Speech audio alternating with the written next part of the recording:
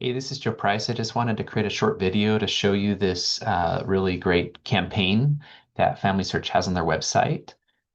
You can see the URL up here, and we'll drop that in the comments of this video. But what I love about it is, well, one thing is if you come down here, it provides a lot of instruction about how to attach a record hand, learn a little bit about SourceLinker. So I think this could be a great resource for people wanting to get better at source linking. And then the other thing I love about it is it allows me to look for hints in a particular part of the world. So, for example, here in the United States, I could pick a state that I want to work on, either maybe a state where I live or a state where my family lives or where we have relatives from. But the other thing I love about it is you can also access hints from all over the world. And so I have a large project in Puerto Rico. So I just wanted to show you how you can use this campaign to help grow the tree for a place like Puerto Rico. So when you type in the place, it will start to provide you records right here. And this little button that says review record, you just click that, and then it'll just take you right into SourceLinker. Okay, so you can see here we have an interesting situation where we can open this up. And one thing I do like about these campaigns is that it does often help add new people to the tree. And so you can see right here, we have the parents' names are the same, Manuel Jimenez, Maria Mendez, Maria Mendez. And you can see here's the brothers, Jimenez Mendez, Jimenez Mendez. And here we have Teresa, and we have San Sebastian, or we have San Sebastian. And you can see that actually she was born in 1946 and died in 1946. So her birth info kind of lines up really well with the siblings. And so in this case, we'd be able to add her to the family tree.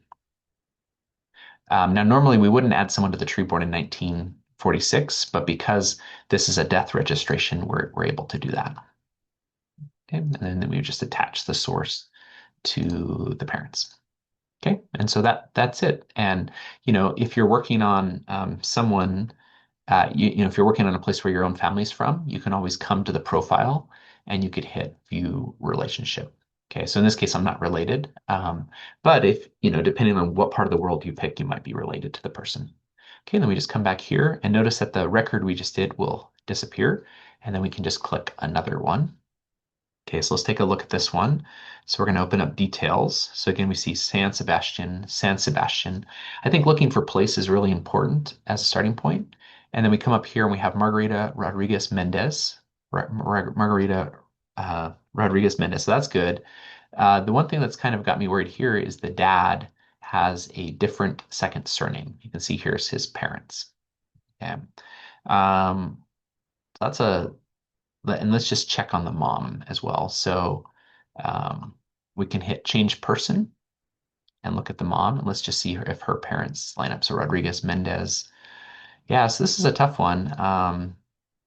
It's probably a match, but I think that fact that the dad's surname is off, and that Rodriguez and Mendez are both very common names.